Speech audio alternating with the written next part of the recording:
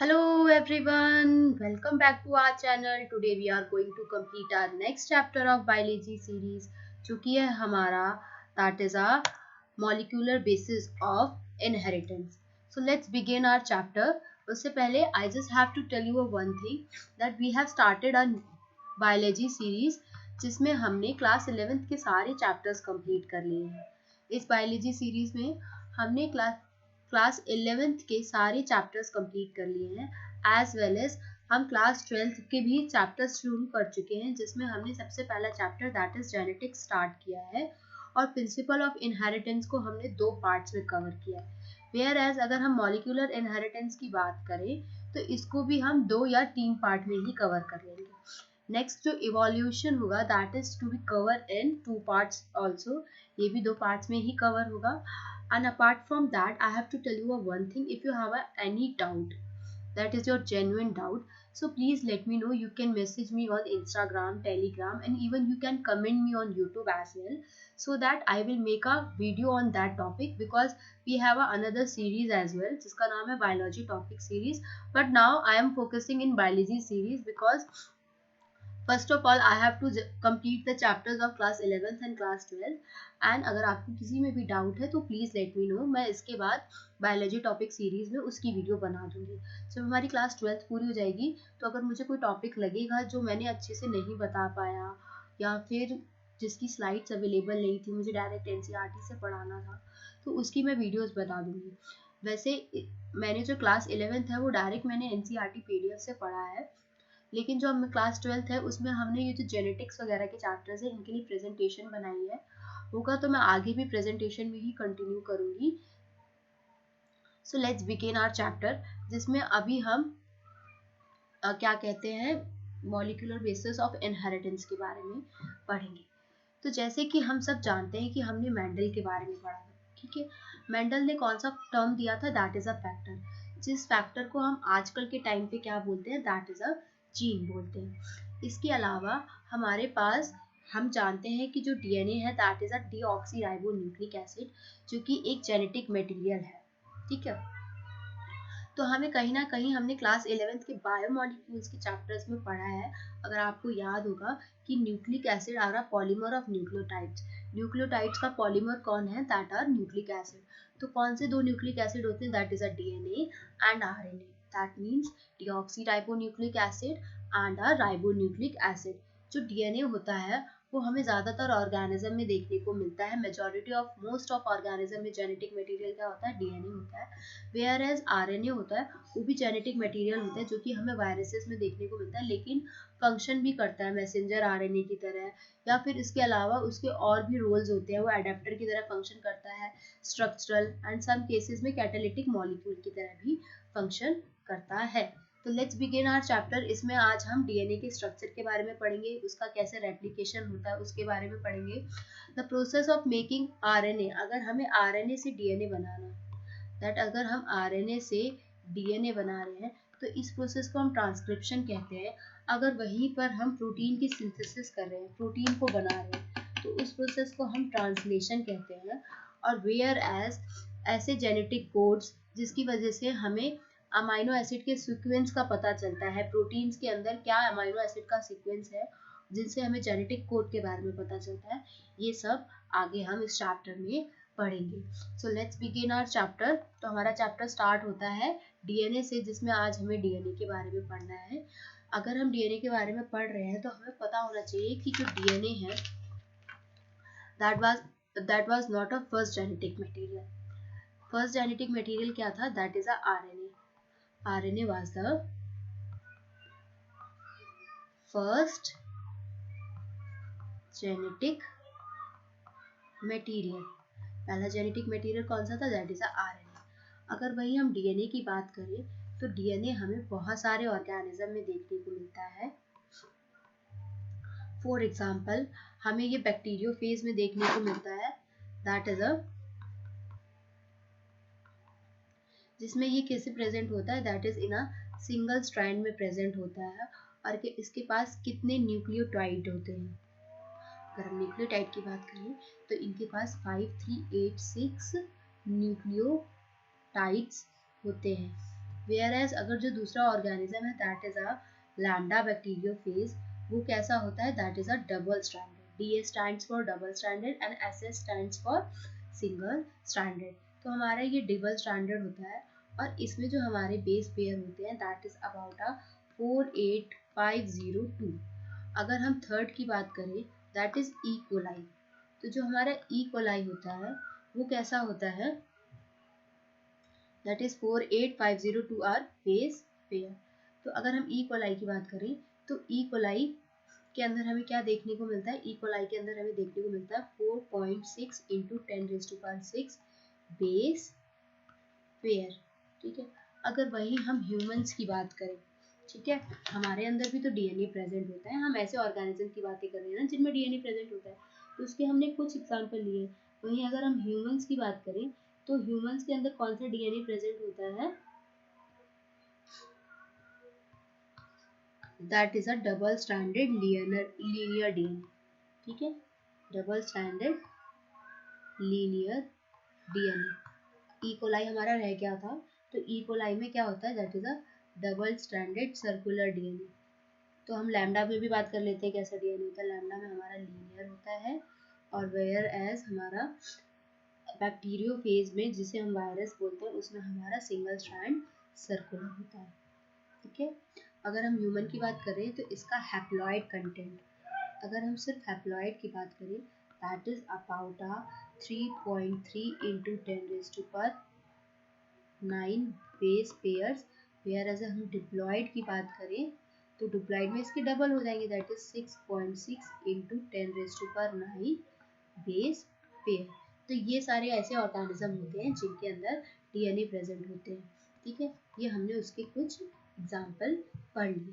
ठीक है, नेक्स्ट जो हमारा टॉपिक है, हम डीएनए के बारे में पढ़ते हैं। देखो, मैं चाहूँ तो मैं या तो सीधा लिख लिख के भी पढ़ा सकती हूँ, अपार्ट फ्रॉम दैट मैं डायरेक्ट एनसीईआरटी से भी पढ़ा सकती हूँ, लेकिन मैं चाहती हूँ कि हम पहले लिख लिख के पढ़ें, फिर अगर जब हम एनसीईआरटी रीडिंग करेंगे तो वो हमारा सेकंड रिवीजन होता जाएगा साथ के साथ, तो हमें काफ़ी चीज़ें क्लियर होती जाएंगी।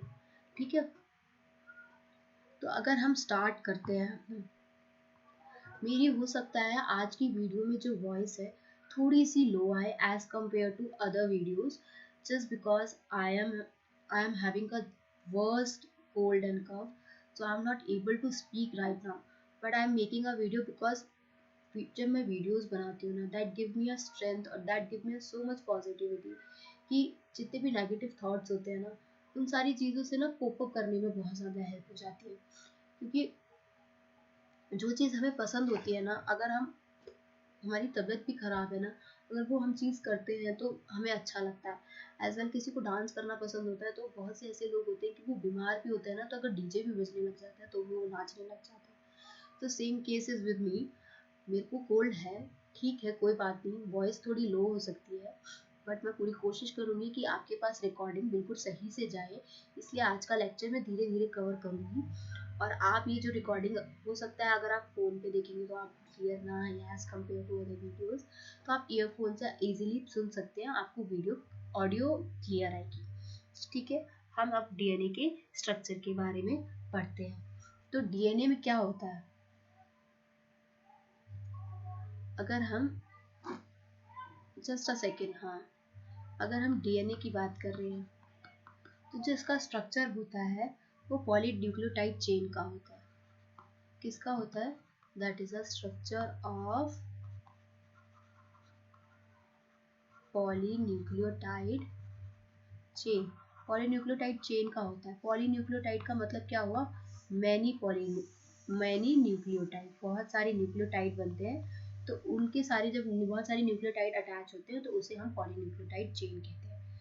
तो डीएनए के अंदर, मतलब इस न्यूक्लियोटाइड के अंदर क्या क्या प्रेजेंट होता है, अगर हम न्यूक्लियोटाइड की बात करें तो जो हमारा न्यूक्लियोटाइड होता है इसके अंदर हमारा क्या क्या प्रेजेंट होता है, इसके अंदर हमारे 3 कंपोनेंट्स होते हैं। पहला होता है that is a nitrogenous base, ठीक है, दूसरा होता है that is a pentose sugar, ठीक है, अगर हम थर्ड वन की बात करें तो होता है that is a phosphate group. ठीक है, अब इनके बारे में देख लें। ठीक है, ये सारी चीज़ें हमारी न्यूक्लियोटाइड में प्रेजेंट होती है। अगर वहीं पे हम न्यूक्लियोसाइड की बात करें तो इसमें क्या प्रेजेंट नहीं होता है। न्यूक्लियोसाइड में हमारा नाइट्रोजिनस बेस होता है और शुगर होती है, that is a pentose sugar. ठीक है, ये होता है हमारा न्यूक्लियोसाइड। ठीक है, तो अब हम देख लेते हैं कि इनके बारे में एक एक के बारे में पढ़ लेते हैं कि हमारे नाइट्रोजिनस बेसिस कौन कौन से होते हैं। तो first is are just a second, I don't know why यार बहुत जल्दी जो पेन है वो एकदम से अच्छे से फंक्शन नहीं करता है। इसके पीछे क्या रीज़न है मुझे भी नहीं पता। आई am just new so I don't know about कि मेरा पेन इतनी जल्दी एकदम से अच्छे से मतलब अच्छे से क्यों नहीं चलता। सो वेयर वी आर, हम पढ़ रहे थे नाइट्रोजनस बेस के बारे में, that is a nitrogenous base. तो जो हमारे नाइट्रोजनस बेस होते हैं they are of two types. ये कितने तरीके के होते हैं? दो टाइप्स के होते हैं। एक होते हैं purine and second one is are pyrimidine. ठीक है, ये जो हमारे प्यूरीन्स होते हैं ये दो तरीके के होते हैं। ठीक है, इस प्यूरीन के अंदर एक आता है adenine and second one is a guanine. इस पिरामिडीन के अंदर जो है वो आता है दैट इज अ, मैंने इसका निमोनिक बहुत जगह बताया है, cut. C stands for cytosine, U stands for uracil and T stands for thymine. ठीक है, जस्ट अ 1 सेकेंड। तो हम यहाँ पे पढ़ रहे थे प्यूरिन और पिरामिडीन के बारे में। तो जो प्यूरिन्स होते हैं, एक चीज याद रखना कि प्यूरिन के अंदर दो रिंग प्रेजेंट होती हैं, that they have a double ring like structures होते हैं, डबल रिंग्स प्रेजेंट होती है। वेयर एज पिरामिडीन क्या होते हैं, इसमें सिर्फ एक ही रिंग होती है, वन ही रिंग होती है। ठीक है, अब इन सब के जो स्ट्रक्चर्स हैं वो भी सारे हम पढ़ सकते हैं, but that is not given in NCERT. इस time we are only focusing in NCERT. तो जितना गिवन है एनसीईआरटी में मैं उतना बता देती हूँ। तो यूरासिल जो है वो हमारा आरएनए में प्रेजेंट होता है। ठीक है, साइटोसिन जो है वो हमारा, just a second, both RNA और डीएनए, बोथ आरएनए और डीएनए में प्रेजेंट होता है। ठीक है, थाइमीन जो है वो हमारा सिर्फ डीएनए में प्रेजेंट होता है। आपको पता है यूरासिल और थाइमीन का जब हम स्ट्रक्चर बनाते हैं तो बहुत ज़्यादा सिमिलर होता है। तो जो हमारा थाइमीन है उसका दूसरा नाम क्या होता है? 5 मिथाइल यूरासिल। मतलब जो भी यूरासिल का स्ट्रक्चर है अगर उस पर 5 मिथाइल लगा दे, उस पर 5 पे जाके मिथाइल लगा दे, that is a CH3 group, तो वो हमारा थाइमीन बन जाएगा। ठीक है, यहाँ तक क्लियर है? किसी को कोई डाउट? तो हमने नाइट्रोजनस बेस कवर कर लिया। नेक्स्ट जो हमारा टॉपिक है that is about a pentose sugar.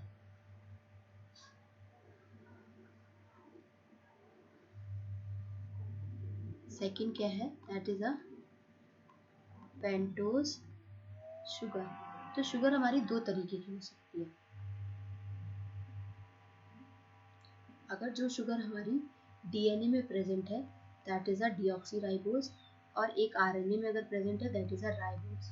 ठीक है, तो जो हमारी डीऑक्सीराइबोज होती है उसका स्ट्रक्चर कैसा होता है? That this is a 5 membered ring होती है, इधर भी 5 मेंबर्ड रिंग होती है। अंतर क्या होता है? ये फर्स्ट होता है, ये सेकंड। इस सेकंड पोजीशन पे यहाँ H और H आता है, यहाँ क्या आता है? दैट इज अ H और OH। ठीक है, इधर क्या आएगा? That is a HOH, that is a CH2OH। ठीक है, इसी तरीके से होता है। तो आपको समझ में आ रहा है सेकंड पोजीशन पे चेंज आता है। ठीक है, ये जो हमारी सेकंड पोजीशन है अगर यहाँ पे HH प्रेजेंट है तो उसे हम डीऑक्सीराइबोज कहेंगे, या HOH है तो उसे हम राइबोज कहेंगे। ठीक है, हम यहाँ पे इसे डीऑक्सी क्यों बोलते हैं? आप समझ में आ गया? डीऑक्सी इसलिए बोलते हैं क्योंकि यहाँ ऑक्सीजन नहीं है, मतलब डीऑक्सी। ठीक है, सेकंड पोजीशन पे ऑक्सीजन प्रेजेंट नहीं है। ठीक है, ये हमारा पेंटोज शुगर के बारे में हो गया। नेक्स्ट अब देखते हैं हम न्यूक्लियोसाइड। मैंने देखो बता तो दिया है कि न्यूक्लियोसाइड क्या होता है। जैसे अगर हमारी पेंटोज शुगर है, ये 5 मेंबर रिंग है, ठीक है, यहाँ पे ये फर्स्ट है, इस फर्स्ट पे जाके क्या अटैच हो जाता है, that is a nitrogen base. तो जब ये नाइट्रोजन बेस अटैच हो जाता है तो ये किससे अटैच होता है, ये कौन से बॉन्ड से होता है, that is a an glycosidic bond, ठीक है। तो ये जब अटैच हो जाता है ना नाइट्रोजनस बेस पेंटोज शुगर के साथ, तो इस कंडीशन को हम क्या बोलते हैं, इस कंडीशन को हम बोलते हैं दैट इज अ न्यूक्लियोसाइडेज, ठीक है। वहीं अगर यहाँ पर फर्स्ट पोजीशन पे यहाँ से नाइट्रोजन बेस अटैच है और यहाँ फिफ्थ पोजीशन पे, ये फिफ्थ पोजीशन होती है क्या अटैच है, that is a phosphate group, तो ये कंडीशन क्या आ जाती है, दैट इज अ न्यूक्लियोटाइड, ठीक है। क्लियर है इतना, कोई डाउट यहाँ पे कि उसे न्यूक्लियोटाइड और इसे ये क्यों कहते हैं। यहाँ पे कौन सा बॉन्ड प्रेजेंट होता है, अगर हम बॉन्ड्स की बात कर रहे हैं, तो अगर हम बॉन्ड्स की बात कर रहे हैं तो यहाँ पे कौन सा बॉन्ड प्रेजेंट होता है, that is a an glycosidic bond, जो कि जो कि पेंटोज शुगर के वन के साथ जब नाइट्रोजनस बेस अटैच होता है तो उनके बीच में एन ग्लाइकोसिडिक बॉन्ड होता है, और जब फॉस्फेट अटैच होता है फिफ्थ पोजीशन पे, फिफ्थ पोजीशन, तो यहाँ कौन सा बॉन्ड होता है, that is a phospho ester bond. Just a 1 second. So यहाँ पे हम फॉस्फो एस्टर बॉन्ड की बात कर रहे थे। तो हमारी जो नाइट्रोजनस बेस थी, ठीक है, वो क्या क्या थे आपको पता है, एक तो एडेनिन था,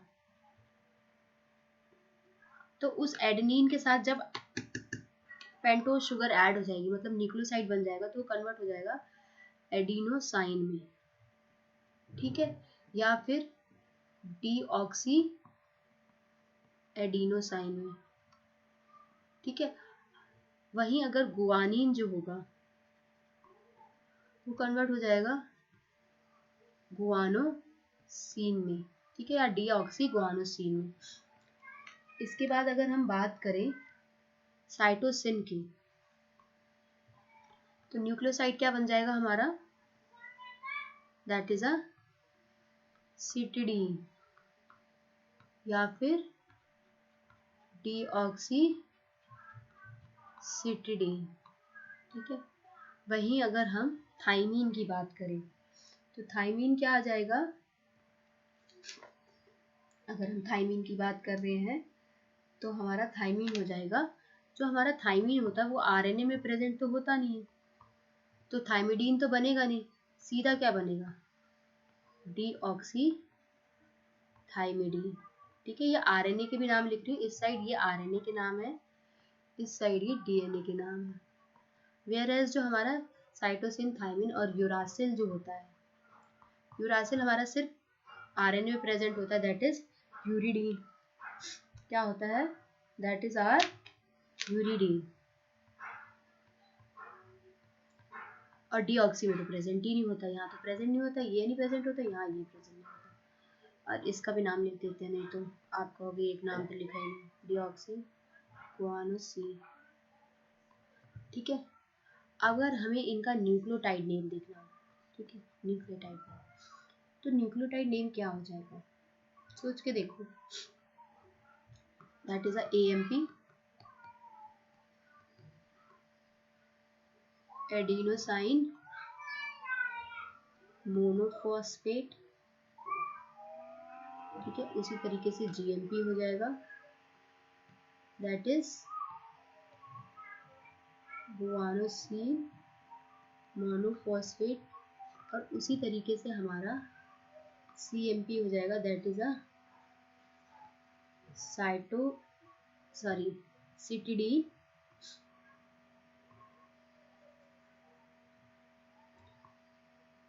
that is a cytidine monophosphate. उसी तरीके से अगर हम थाइमीन की बात करें तो और यूरासिल की बात करें तो ये भी कन्वर्ट हो जाएंगे। ठीक है, यहाँ तक किसी को कोई डाउट? आगे बढ़े। तो अगर हमारे दो न्यूक्लियोटाइड आपस में अटैच हो रहे हैं, क्या हो रहे हैं? That is two nucleotides are attaching together. मतलब दो न्यूक्लियोटाइड जब आपस में अटैच होंगे, जब दो न्यूक्लियोटाइड अटैच होंगे तो वो कौन सा बॉन्ड फॉर्म करेंगे? That is a bond form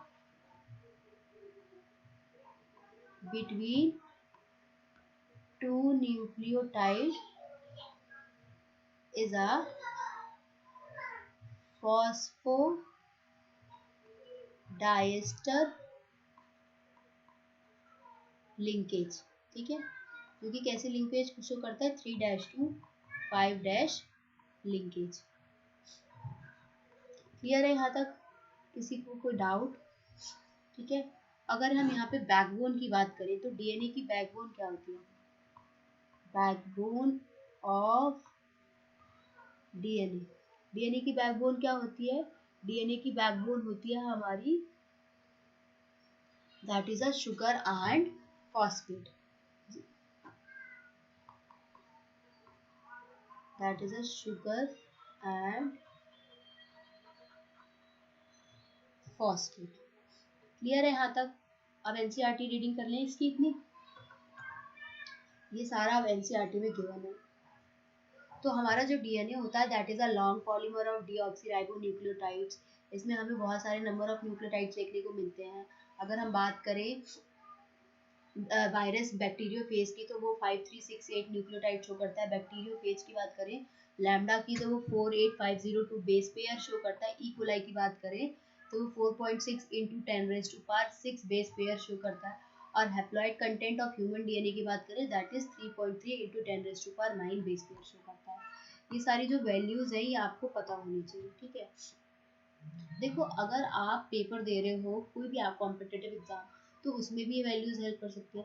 या अगर आप कोई थ्योरी एग्जाम दे रहे हो तो उसमें अगर आप ये लिख दोगे तो आपके नंबर कट नहीं जाएंगे, उससे अच्छा इंप्रेशन ही पड़ेगा। तो अगर हम पॉलीन्यूक्लियोटाइड की चेन की बात करें तो पॉलीन्यूक्लियोटाइड चेन या तो डीएनए की होती है या आरएनए की होती है। इसमें हमारे 3 कंपोनेंट्स होते हैं। एक nitrogenous base, pentose sugar. Pentose sugar में राइबोज हमारा आरएनए में होता है, डीऑक्सी हमारा डीएनए में होता है।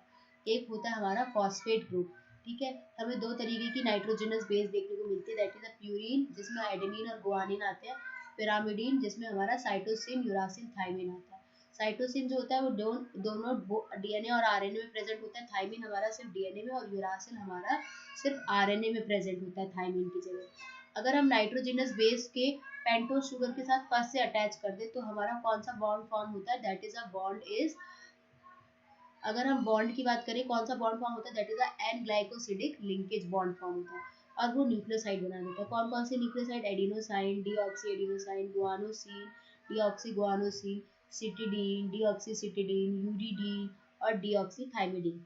ठीक है, वहीं अगर हम बात करें फॉस्फेट ग्रुप को अगर अटैच करें पेंटोज शुगर के 5th कार्बन के साथ उसी न्यूक्लियोसाइड के अंदर, तो वो हमारा कौन से बॉन्ड से फॉर्म होता है? दैट इज फॉर्म, कौन सा बॉन्ड फॉर्म होता है? That is a phosphoester linkage, जो कि न्यूक्लियोटाइड बना देता है या फिर डीऑक्सी न्यूक्लियोटाइड बना देता है। और ये इस पर डिपेंड करता है कि कौन से नंबर ऑफ शुगर प्रेजेंट है। ठीक है, तो ये जो दो न्यूक्लियोटाइड होते हैं वो आपस में किससे अटैच होते हैं? That is attach with a 3,5 linkage phosphodiester linkage से फॉर्म होते हैं और क्या बना लेते हैं? Dinucleotide. जब बहुत सारे न्यूक्लियोटाइड अटैच होते रहते हैं इसी तरीके से तो क्या बन जाती है? एक पॉलीन्यूक्लियोटाइड चेन बन जाती है। क्लियर है? कौन से बॉन्ड, जब दो न्यूक्लियोटाइड आपस में किससे लिंक होंगे? That is link with 3,5 phosphodiester linkage से। ठीक है, अगर वही हम बात करें पॉलीमर की, ठीक है, ये जब पूरी पॉलीपेप्टाइड चेन जो बन गई है उसके 5th एंड पे एक फॉस्फेट, 5th एंड पे क्या प्रेजेंट होगा? फॉस्फेट ग्रुप प्रेजेंट होगा जिसे हम 5th एंड ऑफ पॉलीन्यूक्लियोटाइड कहेंगे। और हमारे 3rd एंड पे 3rd कार्बन पे OH ग्रुप अटैच होगा जिसे हम 3 एंड पॉलीन्यूक्लियोटाइड चेंज कहेंगे। और ये जो हमारी बैकबोन होती है पॉलीन्यूक्लियोटाइड की, ये किसकी बनी होती है? शुगर की और फॉस्फेट की। अगर हम नाइट्रोजनस बेसिस की बात करें तो वो शुगर के साथ जब अटैच होते हैं तो कैसे अटैच होते हैं? That is मायोटी project from the backbone. अगर आरएनए की बात करें तो जितने भी न्यूक्लियोटाइड का रेसिड्यू होता है उसके अंदर एक एडिशनल OH ग्रुप प्रेजेंट होता है जो कि सेकंड ग्रुप पे होता है। मैंने बता दिया था आरएनए का जब स्ट्रक्चर बताया था कि जो ये आरएनए का स्ट्रक्चर होता है इसमें एक एडिशनल H और OH यहाँ पे सेकंड कोडा होती है, OH प्रेजेंट होता है। अगर आरएनए की बात करें तो यूरासिल मिलता है हमें आरएनए में थाइमीन की जगह, और उसी थाइमीन का दूसरा नाम है that is a 5 methyl uracil, that is a chemical name of thymine. अब इसके बाद इसमें साइंटिस्ट के नाम है, मेरे पास जगह नहीं है, नहीं तो मैं बता देती कि इसमें कौन कौन से साइंटिस्ट के नाम लिखे हैं, लेकिन फिर भी मैं ट्राई करती हूँ कि इसमें कौन कौन से साइंटिस्ट के नाम लिखे हैं। तो जिसमें अगर हम बात करें पहले साइंटिस्ट की, तो इसमें हमारा जो पहला साइंटिस्ट है दैट इज अबाउट अ मेस्चनर। पहले साइंटिस्ट कौन थे हमारे, दैट इज अ मेस्चनर थे,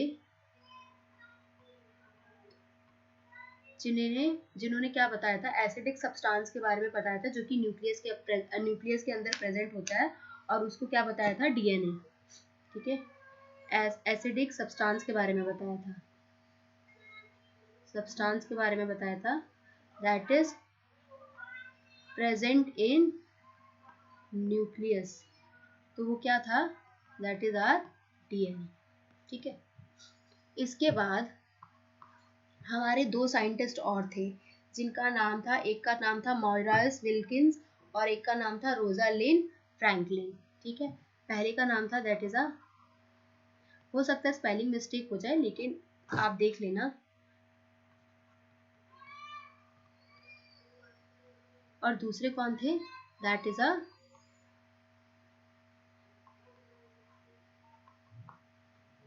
फ्रैंकलिन। इन्होंने क्या दिया था, that is a X-ray diffraction दिया था। ठीक है, एक्सरे डिफ्रैक्शन दिया था, डिफ्रैक्शन डाटा दिया था जिसमें इन्होंने डीएनए की फिल्म के बारे में बताया था। ठीक है, इसके बाद हमारे थर्ड साइंटिस्ट थे दैट इज अ एरविन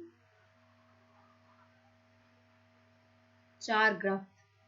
क्या थे, एरविन चारग्राफ, जिन्होंने बताया था कि जो डीएनए होता है, डबल स्ट्रैंडेड डीएनए होता है।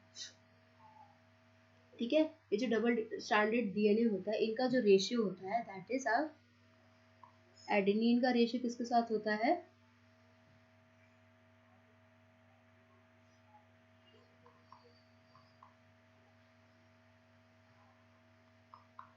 That is equal to a 1, या फिर क्या होता है, दैट इज अ कांस्टेंट।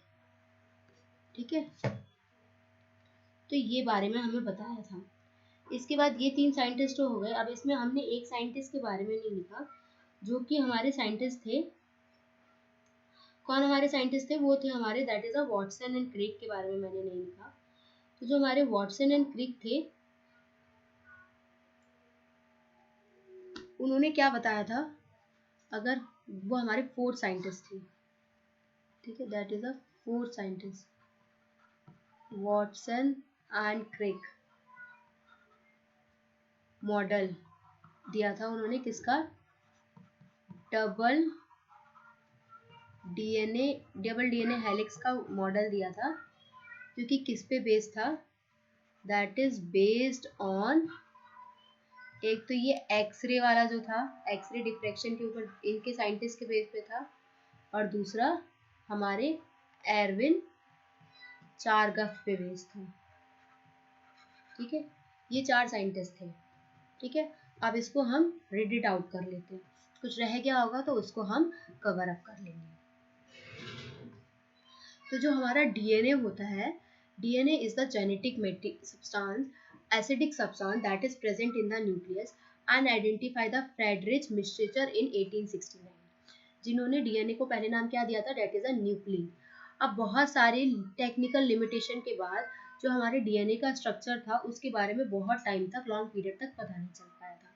फिर 1953 में हमारे जेम्स वॉटसन और फ्रांसिस क्रिक आए थे, जिन्होंने एक्सरे डिफ्रैक्शन डाटा के बेस पे, वो एक्सरे डिफ्रैक्शन डाटा किसने दिया था, that is a Morris Wilkin and Rosalind Franklin ने दिया था, जिन्होंने एक बहुत ज़्यादा सिंपल लेकिन एक फेमस डबल हेलिक्स मॉडल बताया था स्ट्रक्चर ऑफ डीएनए के बारे में, जिन्होंने ये बताया था कि जो वॉटसन और क्रिक का मॉडल था जिसमें ये हॉलमार्क था कि जो बेस पेयरिंग होती है बिटवीन टू स्ट्रैंड के बीच में वो कैसी होनी चाहिए, that is a complementary base pairing होनी चाहिए। इसी प्रोपोर्शन, ये जो प्रोपोर्शन था ये इस पे भी बेस्ड था आयरविन चारग्राफ के रूल पे, जिन्होंने डबल स्टैंडर्ड डीएनए में ये बताया था कि जो एडेनिन और थाइमीन और गुआनिन और साइटोसिन का रेशियो होता है वो कांस्टेंट होना चाहिए एंड इक्वल्स टू 1 होना चाहिए। अब ये तो बता दिया उन्होंने, क्या रेशियो, दैट इज, ठीक है, ये दोनों क्या होना चाहिए, 1 होना चाहिए। लेकिन अगर वही हम बात करें इसकी, तो इसकी दो कंडीशन हो सकती है, तो एक तो कांस्टेंट नहीं होता, या तो लेस देन 1 हो सकता है या मोर देन 1 हो सकता है। पर ये जो होता है दैट इज नॉट, क्या होता है, नॉट कांस्टेंट, ये कांस्टेंट नहीं होता है। ठीक है, यहाँ तक कोई डाउट, यहाँ तक अगर कोई भी डाउट हो तो प्लीज़, मैं अभी लाइव लेक्चर्स नहीं लेती हूँ, लेकिन अगर आपको इसमें कोई भी डाउट है तो मुझे आप बता सकते हैं, मैसेज कर सकते हैं, मैं आपकी वीडियो कवर अप कर दूँगी। तो ये जो हमारा कांस्टेंट जो हमने बताया है, ये जो 1 होता है या फिर जिसे हम कहते हैं ये कांस्टेंट होता है, ये सिर्फ किसके लिए एप्लीकेबल होता है, डबल स्टैंडर्ड के लिए। ये कंडीशन जो है that is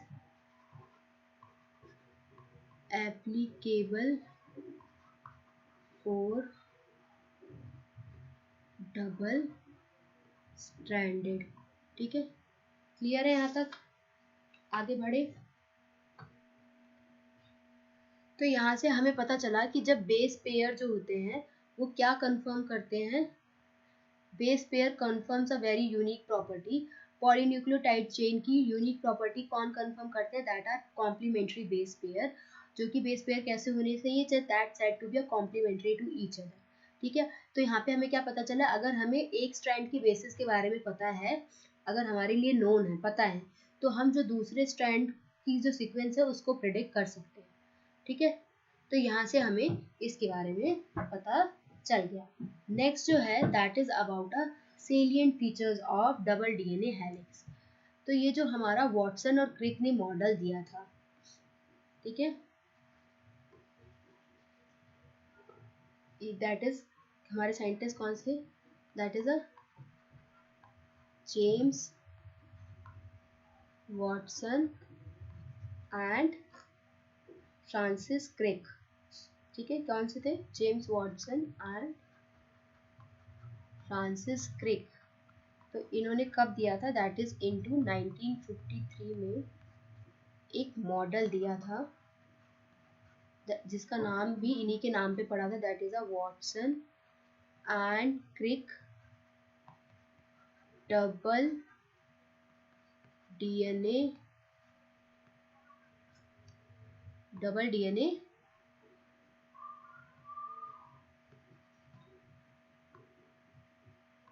double DNA helix model, ये मॉडल इन्होंने दे दिया था। अब ये जो मॉडल इन्होंने दिया तो इन्होंने डीएनए के बारे में बहुत सी कुछ इम्पोर्टेंट चीज़ें बताई थी, जिसमें से डीएनए के बारे में सबसे पहले ये बताया था कि इसमें 2 पॉलीन्यूक्लियोटाइड चेन होती है। कितनी पॉलीन्यूक्लियोटाइड चेन होती है, दैट 2 पॉलीन्यूक्लियोटाइड चेन होती है। इसके बाद क्या बताया था, just a second, I am just writing, I don't know, pen जो है वो डिस्चार्ज हो गया है, जस्ट एक सेकेंड। तो हमारे इसमें क्या बताया था कि 2 पॉलीन्यूक्लियोटाइड चेन होती है जिसकी बैकबोन क्या होती है, that is a sugar and phosphate backbone होती है। ठीक है, so let us write down कितनी पॉलीन्यूक्लियोटाइड होती है, that is a 2 polynucleotide chain जिसकी बैकबोन क्या होती है, that is a phosphate and sugar. Second चीज क्या बताई थी, दैट ये जो 2 पॉलीन्यूक्लियोटाइड चेन होती है कैसी होती है, anti parallel to each other, मतलब एक स्ट्रैंड जो ईच स्ट्रैंड जो है कि अगर पोलैरिटी 5' to 3' है तो दूसरे की अदर स्ट्रैंड की पोलैरिटी जो है वो क्या होगी, दैट इज 3' to 5'। क्लियर है। इसके बाद और क्या बताया था, इन्होंने बताया था ये जो नाइट्रोजनस बेसिस होते हैं इनका जो प्रोजेक्शन होता है वो किस तरफ को होता है, इनसाइड, अंदर की तरफ होता है। इसके बाद इन्होंने और क्या बताया था, इसके बाद इन्होंने बताया था कि ये जो दोनों स्ट्रैंड्स में बेसिस प्रेजेंट होते हैं वो आपस में पेयर होते हैं। कैसे पेयर होते हैं कि जो प्यूरीन होता है वो हमेशा किससे पेयर होता है, purine always pair with pyrimidine. ठीक है, तो ये जब पिरामिडीन के साथ पेयर होता है तो हमारा एडेनिन जो है वो थाइमीन के साथ 2 बॉन्ड्स बनाता है, वेयर एज हमारा ग्वानोसिन जो है वो गुआनिन जो है वो साइटोसिन के साथ 3 बॉन्ड बनाता है। तो यहाँ पे हमारे 2 हाइड्रोजन बॉन्ड बनते हैं, यहाँ पे हमारे 3 हाइड्रोजन बॉन्ड बनते हैं। आपको पता है ये वाला जो क्वेश्चन है कि कितने हाइड्रोजन बॉन्ड बनते हैं, इतना इजी क्वेश्चन नीट में भी आया हुआ है। इसके बाद हम बात करें ये जो दोनों चेन होती हैं वो कैसी होती है, that are in super coil, बहुत अच्छे से कॉइल हो रखी होती है। कैसे फैशन में, इन अ राइट हैंडेड फैशन में, राइट हैंडेड फैशन में। ठीक है, इसके अलावा अगर हम बात करें तो जो स्टेबिलिटी होती है ऑफ डीएनए की, अगर हम स्टेबिलिटी की बात करें तो वो जो स्टेबिलिटी होती है वो हमारी 2 चीज पे डिपेंड करती है। डीएनए की जो स्टेबिलिटी होती है that is dependent on two factors. पहले एक तो हाइड्रोजन बॉन्ड प्रेजेंट होते हैं, इस पे डिपेंडेंट करती है स्टेबिलिटी ऑफ डीएनए कंफर्म्स। किनके बेसिस पे कंफर्म्स करती है, that is a hydrogen bond जो प्रेजेंट होता है। दूसरा किस पे करती है कि जो प्लेन होता है एक बेस पेयर का, plane of one base pair, plane of one base pair stack with plane of other base pair। Clear है यहाँ तक, कोई डाउट? इसको हम आगे पढ़ लें। अब पढ़ने से पहले मुझे एक बार ये डीएनए के बारे में एक और चीज बतानी है कि ये जो डीएनए होता है तो अगर हमारा यहाँ पे 5 एंड प्रेजेंट है तो यहाँ हमारा 3 एंड होगा, और अगर यहाँ पे हमारा 3 एंड प्रेजेंट है, जस्ट अ सेकेंड,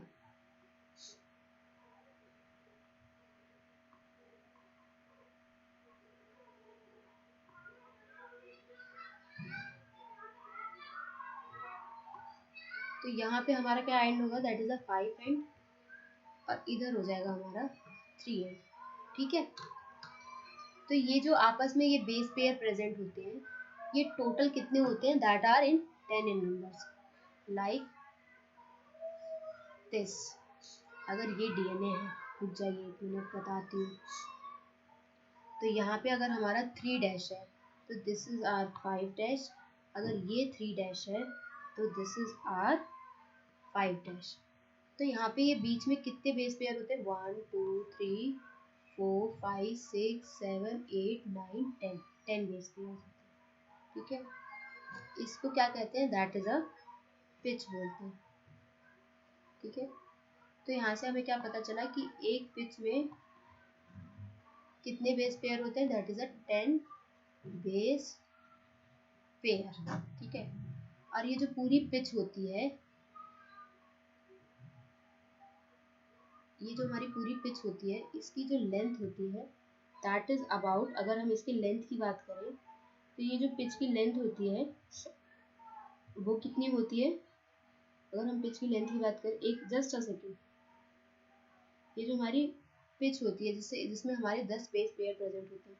अगर हम इसकी लेंथ की बात करें तो that is whole about 3.4 nanometre, या तो इसे हम एंगस्ट्रॉम में लिखेंगे, दैट इज 44 एंगस्ट्रॉम। ये जो दो डायमीटर होता है इनके बीच का डिस्टेंस होता है दैट इज 2 नैनोमीटर, या अगर ये 2 नैनोमीटर है नहीं तो ये फिर 20 एंगस्ट्रॉम है। इसके अलावा दो बेस पेयर के बीच में कितना डिस्टेंस होता है, अगर हम इनके बीच के डिस्टेंस की बात करें तो दैट इज अबाउट 0.34 नैनोमीटर, या फिर 0.34 नैनोमीटर होगा। अगर एंगस्ट्रॉम में बात करेंगे तो 3.4 एंगस्ट्रॉम। ठीक है, क्लियर है यहाँ तक, कोई डाउट? तो यहाँ पे अब हम इसमें पढ़ लेते हैं कि हमें इसमें क्या क्या गिवन है, फिर हमारा ये जो है कंप्लीट हो जाएगा। एंड तो हमारी जो डबल डीएनए का स्ट्रक्चर होता है इसमें दो हमारे पॉलीन्यूक्लियोटाइड चेन होते हैं, जिसमें एक बोन जो होती है इसमें एक शुगर फोस्फेट प्रेजेंट होता है, और जो नाइट्रोजनस बेस होते हैं वो अंदर की तरफ प्रेजेंट होते हैं। ये दोनों चेन्स के जो होती है that is a anti parallel polarity होती है। तो ये हमारी एंटी पैरेलल पोलैरिटी शो करती है, मतलब अगर एक strand one chain 5 to 3 dash में जा रही है तो दूसरी हमारी 3 to 5 डैश में जाएगी। ये जो दोनों बेसिस होते हैं स्ट्रैंड के उसके बीच में हाइड्रोजन बॉन्ड प्रेजेंट होते हैं, जब जो एडेनिन थाइमीन के साथ 2 हाइड्रोजन बॉन्ड बनाता है, वेयर एज गुआनिन जो है वो साइटोसिन के साथ 3 हाइड्रोजन बॉन्ड बनाता है। इससे हमें क्या पता चलता है, जो प्यूरिन है वो हमेशा पिरामिडीन के साथ पेयर करता है। ठीक है, यहाँ पे जो हमारी जो चेन होती है वो बहुत ज्यादा कॉइल्ड होती है, और कैसे फैशन में होती है, इन राइट हैंडेड फैशन में होती है। पिच जो होती है दैट इज 3.4 नैनोमीटर। एक नैनोमीटर किसके बराबर होता है, that is 1 nanometre is equal to 10⁻⁹ metre. ठीक है, ये देखो यहाँ पे एडेनिन और थियामिन के बीच में 2 डबल बॉन्ड है यहाँ पे, जबकि गुआसिन और साइटोसिन में 3 है। वहीं अगर हम बात करें तो एक पिच के अंदर 10 बेस पेयर होते हैं हर एक टर्न में, और जो बेस पेयर के बीच का डिस्टेंस होता है दैट इज अबाउट 0.34 नैनोमीटर। अगर जो हम यहाँ पे स्टेबिलिटी की बात करें, डीएनए की स्टेबिलिटी या हेलिकल स्ट्रक्चर की स्टेबिलिटी किसकी वजह से आती है, एक आती है कि जो प्लेन होता है वन बेस पेयर का वो दूसरे के साथ स्टैक होता है, और दूसरी बात हाइड्रोजन बॉन्ड की वजह से आती है। ठीक है, क्लियर है यहाँ तक? इसके बाद अगर हम proposition of DNA helix structure की बात करें तो ये बहुत ज़्यादा सिंपल होता है, इसे एक्सप्लेन करना बहुत ज़्यादा इजी होता है। तो जो हमारे फ्रांसिन क्रिक थे उन्होंने एक और प्रपोज मॉडल किया था that is a central dogma, जिसमें उन्होंने मॉलिक्यूलर बायोलॉजी के बारे में बताया था, जिसमें क्या बोला था कि जो जेनेटिक इन्फॉर्मेशन है वो डीएनए से आरएनए में जाती है, देन प्रोटीन में जाती है। बहुत सारे ऐसे वायरसेस होते हैं जो कि इन्फॉर्मेशन रिवर्स डायरेक्शन में करते हैं, मतलब आरएनए से डीएनए। तो ये जो रेप्लिकेशन होता है, पहले डीएनए में रेप्लिकेशन हुआ, फिर डीएनए से अगर एमआरएनए की वजह से जाएगी तो ट्रांसक्रिप्शन की वजह से जाएगी, फिर एमआरएनए से प्रोटीन की तरफ जाएगी दैट इज अ ट्रांसलेशन की वजह से जाएगी, जिसे हम सेंट्रल डोग्मा कहते हैं। वहीं अगर हम वायरस की बात करें तो वायरस की बात करें दैट इज इन एचआईवी में देखने को मिलता है, जिसमें जो ये हमारा होता है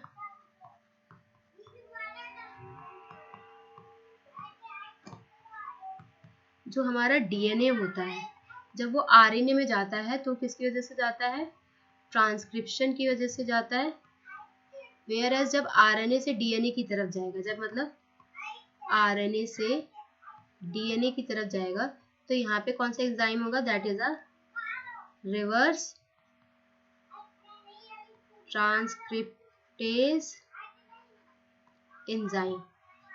ठीक है, और ये किस साइंटिस्ट ने बताया था, that is discovered by Temin and Baltimore. ठीक है, यहाँ पर मैं आज का लेक्चर जो है पार्ट 1 को फिनिश कर रही हूँ। जो मेरा जो नेक्स्ट टॉपिक है दैट इज पार्ट 2, उसमें मैं आधा लेक्चर कवर कर लूँगी। नेक्स्ट हो सकता है इस वीडियो का इस चैप्टर का पार्ट 3 भी है। ठीक है, सो अब पार्ट 3 आ सकता है, नहीं भी आ सकता है, वो उस पर डिपेंड करता है कि अगर कल मेरी कंडीशन थोड़ी ठीक रही then I will make only a part 2। तो हमारा पार्ट 1 जो है आज कंप्लीट हो रहा है। Thank you so much all of you and have a nice day and have a great day ahead.